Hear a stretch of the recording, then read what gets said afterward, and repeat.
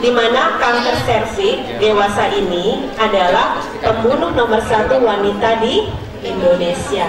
Bukan hanya kanker serviks, tetapi juga kanker payudara sebagai pembunuh nomor 2 wanita di Indonesia. Nanti saya akan cerita apa hubungannya rahim dengan payudara. Saya akan sharing nanti.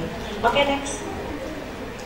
Ya, efek yang ditimbulkan kalau kita bermasalah dengan keputihan, gatal-gatal dan sebagainya, tentu saja kita tidak merasa nyaman ya. Kemudian terganggu nggak pergaulan? Terganggu. Aktivitas terganggu? Terganggu, tidak nyaman, aktivitas terganggu, rasa percaya diri berkurang ya. Kalau berobat mahal nggak kira-kira? Cukup mahal. Berobat keputihan itu sekali berobat, obatnya bisa habis ratusan ribu. Itu hanya sekali datang, dan itu harus datang berulang-ulang. Jadi bukan hanya 100.000, bisa dikatakan jutaan. Dan bila sudah kena miom, kista, kanker serviks, biayanya sangat besar. Seorang wanita yang mengalami kasus infeksi pada organ reproduksinya, kasus infeksi, miom, kista, kanker serviks, bukan hanya menghabiskan dana yang besar untuk pengobatannya, tetapi juga ia menghabiskan waktu yang cukup panjang ya, apalagi jika dia tidak menemukan obat atau terapi yang paling sesuai untuk meminimalisasi efek dari kanker serviks, miom, kista dan sebagainya ya. Nanti saya akan juga cerita mengenai kanker, seperti apa sel-sel kanker itu. Oke, next. Nah, kalau kita flashback, kenapa wanita-wanita zaman dahulu, eyang-eyang kita, nenek-nenek kita, mereka jarang sekali yang terkena miom, kista, dan kanker serviks?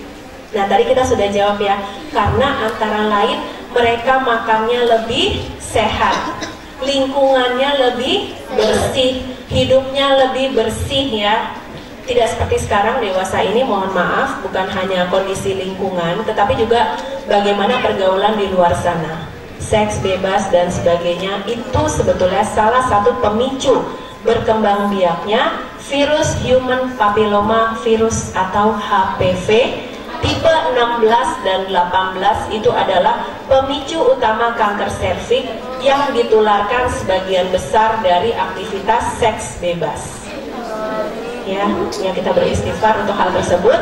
Ini betul-betul teman-teman harus catat.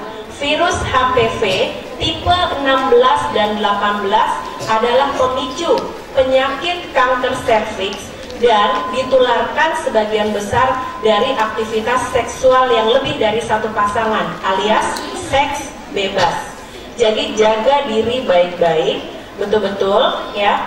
Kalau ada yang nasehatkan nggak usah pacaran, betul. Pacaran sesudah menikah ya, tidak perlu pacaran. Oke, seperti itu, karena itu mendekatkan kita dengan hal-hal yang tidak sehat. Oke, ya.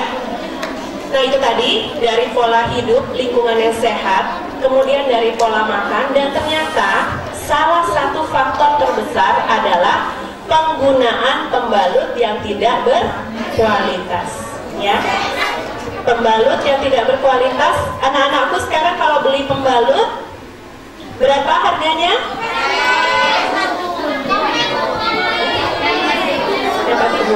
Oke, sekarang coba kita renungkan. Saya akan beri analoginya. Kertas bila di tukang loak ya, di tukang loak ya, kita menjual kertas-kertas bekas, koran dan sebagainya. Sekilo harganya berapa?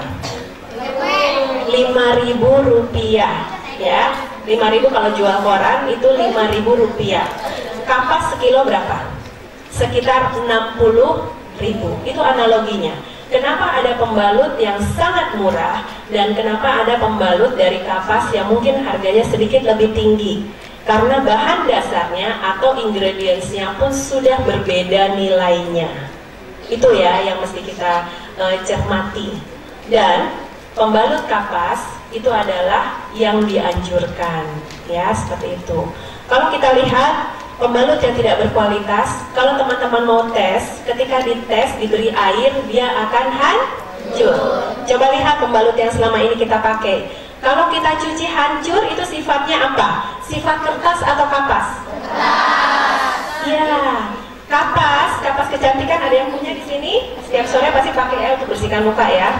Kapas tidak akan hancur, karena kapas adalah serat alami. Tetapi kertas terkena air, dia akan hancur. Kertas atau serbuk kayu lazim digunakan untuk membuat pembalut, dan mohon maaf, pembalut yang dihasilkan itu tidak berkualitas. Ya, kenapa? Karena memang ingredientsnya juga tidak berkualitas. Tetapi kenapa pembalut yang kita beli di pasaran dengan harga sangat murah itu warnanya putih? Ya, kalau warnanya coklat, mau nggak beli pembalut warna coklat? Nggak mau ya. Nah, kenapa bisa putih? Karena pembalut yang tidak berkualitas itu melalui proses pemutihan atau bleaching dengan menggunakan zat klorin atau fluoresen, ya, sama seperti Baiklin. Nah, siapa yang suka cuci pakai Baiklin, cuci baju pakai Baiklin? Ya? Pakai apa? Pakai violet. Kalau zaman saya dulu pakai Baiklin ya.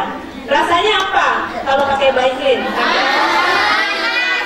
Kena tangan saja panas. Makanya kalau itu diletakkan di mahkota kita, kenapa itu sebabnya teman-teman, anak-anakku sekalian merasakan panas, gerah, gatal di mahkota ya ketika menggunakan pembalut yang tidak berkualitas.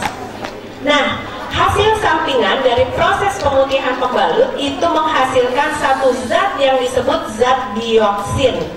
Siapa yang pernah dengar zat dioksin? Nah, saya cerita ya. Zat dioksin ini oleh WHO, oleh Badan Kesehatan PBB, sudah dinyatakan sebagai satu zat yang bersifat karsinogenik. Artinya, ini adalah zat-zat yang mengandung racun dan berbahaya untuk tubuh kita. Kenapa? Salah satu sifat zat yang karsinogenik ini, dia bisa memicu timbulnya atau tumbuhnya sel-sel kanker dalam tubuh kita, apalagi tubuh wanita, apalagi jika kita menggunakannya setiap bulan. Ya, teman-teman, saya cerita sedikit. Ada yang tahu perang Vietnam? Pernah dengar perang Vietnam di Perang Dunia Kedua? Ya, dulu Amerika kehabisan akal bagaimana untuk mengalahkan prajurit Vietcong dari Vietnam. Akhirnya mereka menggunakan strategi Agent Orange ya. Nanti kalau libur boleh buka, kan pulang ke rumah ya, boleh buka internet, jangan Facebookan aja ya. Coba cari Agent Orange ya. Jadi cari artikel-artikel tentang kesehatan reproduksi. Buka YouTube. Saya tahu pasti teman-teman, anak-anakku sekalian cukup familiar ya dengan itu. Ketika liburan, ketik Agent Orange Vietnam, bayangkan prajurit Amerika itu dia menyemprotkan senjata kimia berbasis dioksin dalam konsentrasi tinggi ke dataran Vietnam. Itu ada filmnya di YouTube. Nanti lihat kalau liburan ya. Itu disemprot Agent Orange ya, yang mana itu konsentrasi dioksin tingkat tinggi itu disemprotkan di atas dataran tinggi Vietnam. Akibatnya apa? Tanaman mati. Rakyat Vietnam pun semua bergelimpangan karena konsentrasi tinggi, karena keracunan. Ibu-ibu hamil, akhirnya efeknya sampai beberapa tahun ke depan mereka melahirkan bayi-bayi yang keterbelakangan mental. Itulah sebabnya di Vietnam sampai saat ini pun masih banyak panti asuhan yang menampung bayi-bayi dan anak-anak yang cacat mental sebagai korban dari Agent Orange. Itulah dia jahatnya zat dioksin ya.